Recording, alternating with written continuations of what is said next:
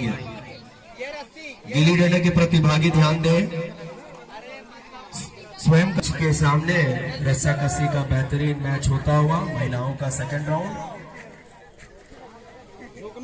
कबड्डी के खिलाड़ी एक टीम पहुंची नहीं है तो वॉकओवर नियम तहत थोड़ा सा ढीला करेगा, सीखो सेंटर में। चलिए पोजीशन बना लो भाई, रेडी हो जाओ, रेडी एकदम। अरे